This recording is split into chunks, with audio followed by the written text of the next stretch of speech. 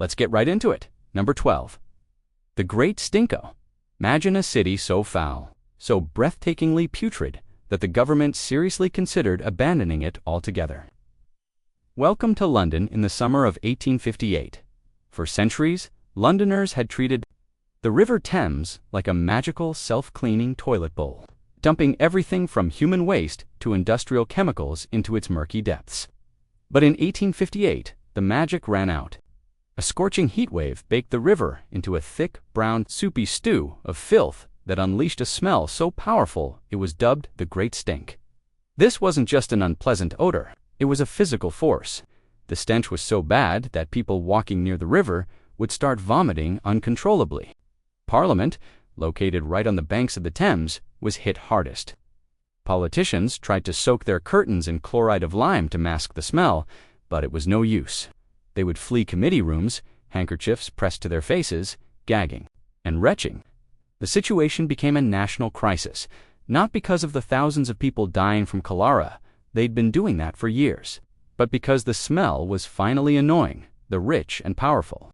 Basically, the government ignored a public health disaster until it literally assaulted their own nostrils. In a frantic panic, they finally approved a massive project to build the city's modern sewer system. A project they had been putting off for decades. So next time you flush a toilet in London, thank the Great Stink. A moment in history when the planet fought back with overwhelming BO.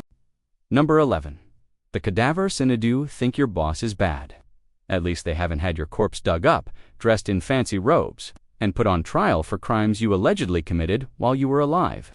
But that's exactly what happened to Pope Formosus in 897 AD. After he died, his successor, Pope Stephen VI, really hated him. So, he ordered Formosus's 9-month-old corpse to be exhumed from its grave, propped up on a throne in the papal court, and subjected to a full-blown trial. A deacon was appointed to speak for the rotting corpse, which, as you can imagine, wasn't a very effective defense strategy. Stephen VI screamed questions at the deceased pope, accusing him of perjury and violating canon law. Unsurprisingly, the silent, decaying defendant was found guilty on all charges. As punishment, the 3 fingers Formosus had used for blessings were hacked off. His papal vestments were torn from his body, and he was tossed into the Tiber River. This whole grotesque spectacle, known as the Cadaver Synod, was so bizarre and horrifying that it caused a public riot, leading to Stephen VI being overthrown and strangled in prison. It's a comforting reminder that no matter how weird office politics get, it's probably never going to reach put your dead predecessor on trial levels of insanity. Number 10. The War on Emus in 1932. Australia, a country famously full of things that can kill you, declared war on a bird. Not just any bird, but the emu, a giant, flightless, feathery menace. After World War I, the Australian government gave land to ex-soldiers to become farmers, but they forgot to mention that the land was also prime real estate for about 20,000 emus. These birds, facing a drought, descended upon the newly cultivated farms and began eating crops with the destructive force of a fluffy, 2-legged hurricane. So, the government sent in a major, 2 soldiers, and to Lewis machine guns to deal with the emu menace. What followed was less of a war and more of a slapstick comedy routine. The emus, it turned out, were tactical geniuses. They would split into small groups, making them impossible targets. They were fast, they were unpredictable, and they were surprisingly After a month of utter failure and firing thousands of rounds of ammunition with almost nothing to show for it, the military withdrew in disgrace. The emus had won. The media had a field day, mocking the army for being outsmarted by birds. It was a humbling lesson for humanity. Sometimes, nature looks at our machine guns and simply laughs. Number 9. The Dancing Plagium. This you're walking through town one day in 1518, minding your own business, when you see a woman start dancing in the street. Not just a little jig, but a full-blown, non-stop, frantic dance. You might chuckle, but then a few more people join her. Within a week, there are dozens. Within a month, 400 people are dancing uncontrollably in the streets of Strasbourg, France. This wasn't a party, it was the dancing plague. These people weren't dancing for fun. They were screaming in pain, begging for mercy. Their faces, twisted in agony, they couldn't stop. The authorities, in their infinite wisdom, decided the cure was ... more dancing. They cleared out guild halls, built a stage, and even hired musicians to keep the beat going, thinking the dancers would just tire themselves out. Instead, people started dying. They danced until they had heart attacks, strokes, or simply collapsed from pure exhaustion. Dozens perished, their bodies carted away while the music played on. To this day, no one is entirely sure what caused it. Theories range from ergot fungus poisoning, which can cause spasms, to a mass psychogenic illness, basically, a stress-induced hysteria that spread like a virus. Your brain can get so overwhelmed by anxiety and dread that it decides the only logical response is to literally dance itself to death. Number 8. The year without a summer, in 1816, the world went dark. Not in a metaphorical, humanity is doomed kind of way, but literally, the sky turned a sickly yellow-brown, the sun was blotted out, and temperatures plummeted. It snowed in June. In New England, frosts in July killed off crops across Europe. It was known as the year without a summer, and for the people living through it, it felt like the apocalypse.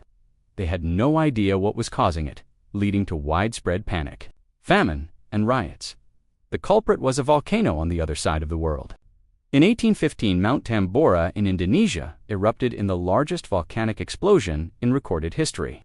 It was so massive, it ejected a colossal cloud of ash and sulfur dioxide into the stratosphere, which then spread around the globe like a planetary shroud. This veil blocked sunlight, drastically altering weather patterns for more than a year. The resulting food shortages were catastrophic, leading to one of the worst famines of the 19th century. But there was a weird silver lining.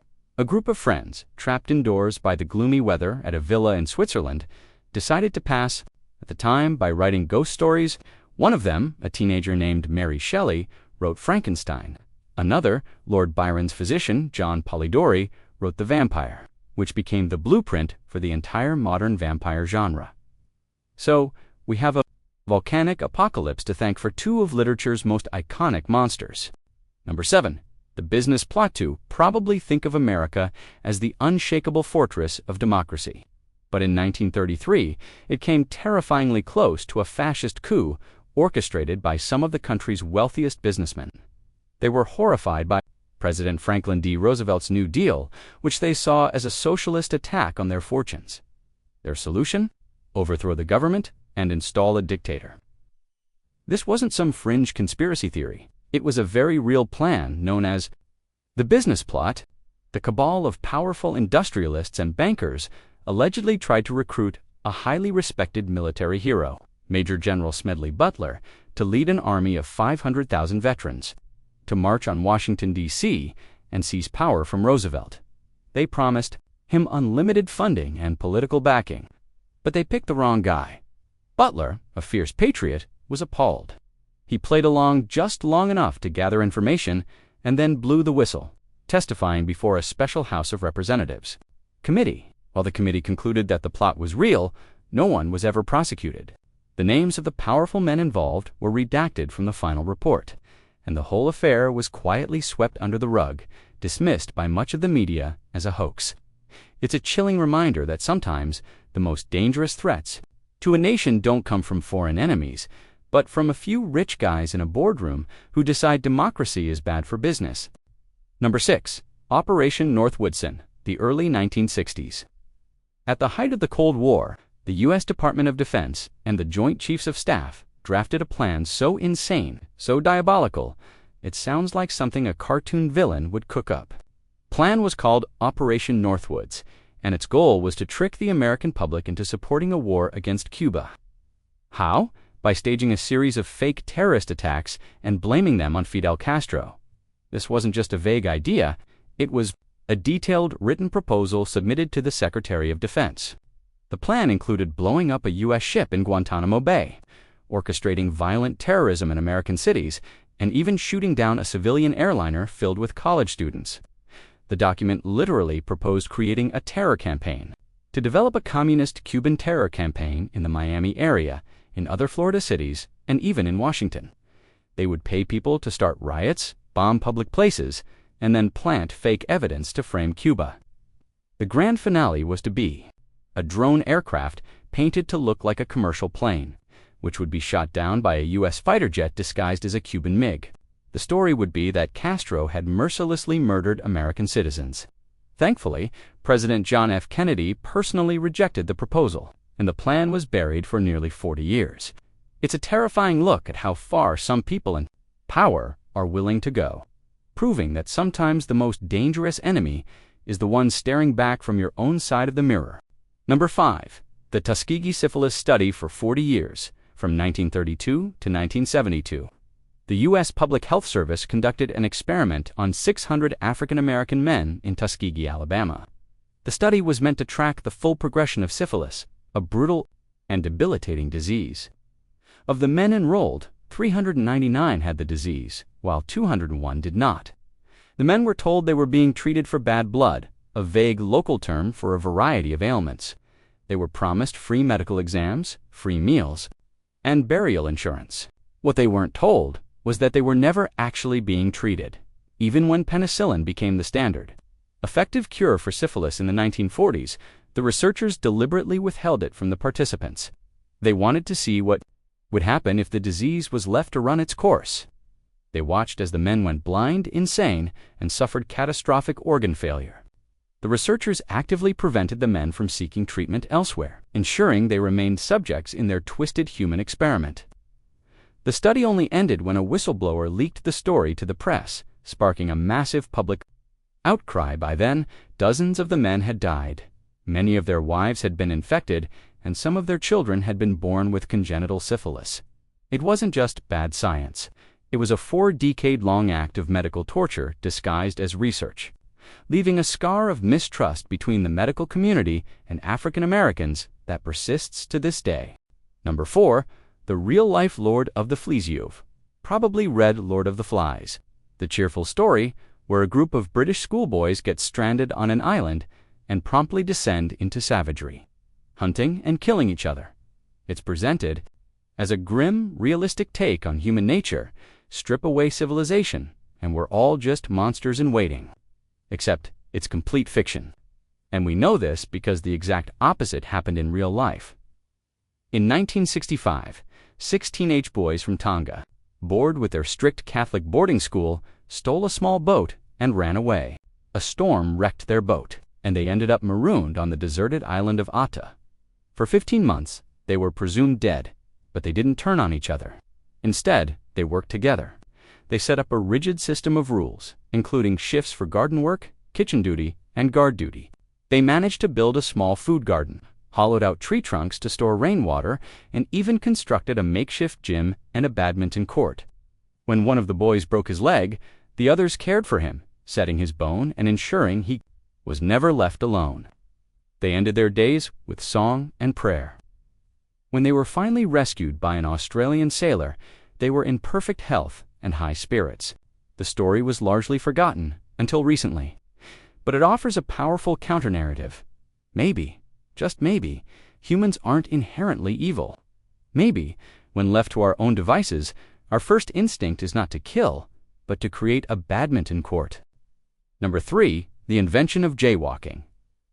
Have you ever crossed the street and felt a little pang of guilt?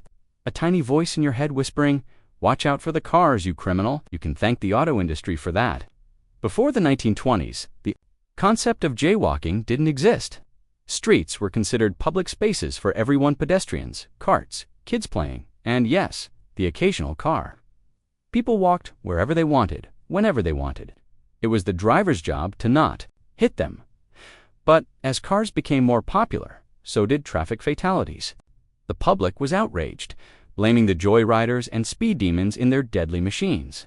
Newspapers ran cartoons of the Grim Reaper driving a Model T. The auto industry, facing a massive public relations crisis, knew they had to do something. So they launched one of the most brilliant and insidious marketing campaigns in history. Instead of making cars safer, they decided to change the way people thought about streets.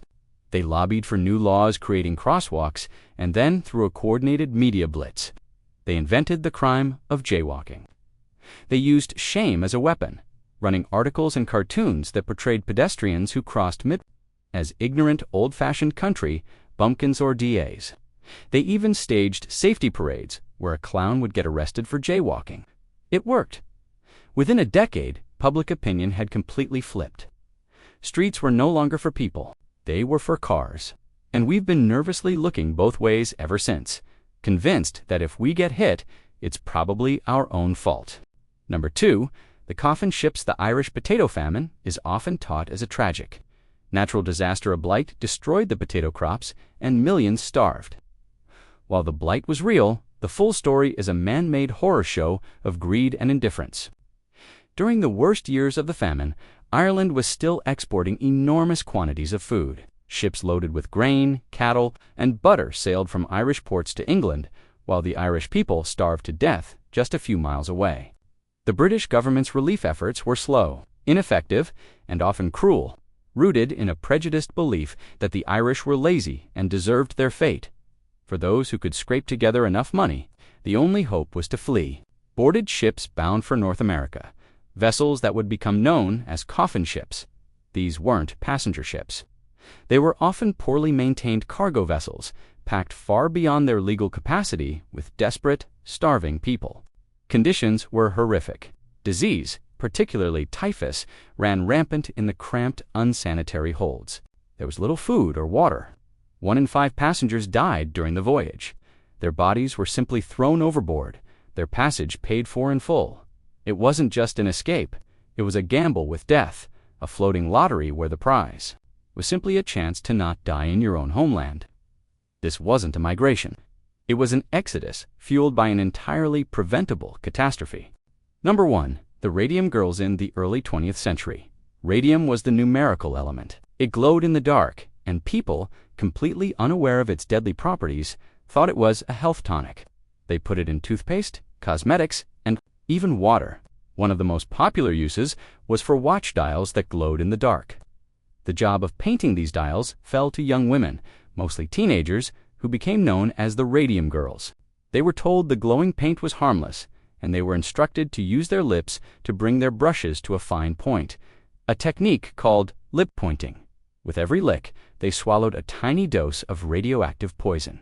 For fun, the girls would paint their nails and teeth with the radium paint, making themselves glow in the dark when they went out at night. Then, they started getting sick. Their jaws began to rot away in a condition called radium jaw. Their teeth fell out, their bones crumbled, and they suffered from horrific anemia and cancers. When they tried to sue, the U.S. Radium Corporation fought back, hiring doctors to lie and claiming the women were dying of syphilis to discredit them. The company knew radium was dangerous. The chemists who handled it used lead screens and tongs. But they let the girls poison themselves for profit. The radium girls' fight for justice, even as they were literally falling apart, led to landmark labor safety laws and the establishment of the Occupational Safety and Health Administration, OSHA. They died in agony, but their sacrifice forced the world to acknowledge that sometimes the price of progress is paid by the people who were told it was perfectly safe. That's all for today. I'll be making similar videos in the future. Subscribe to see them.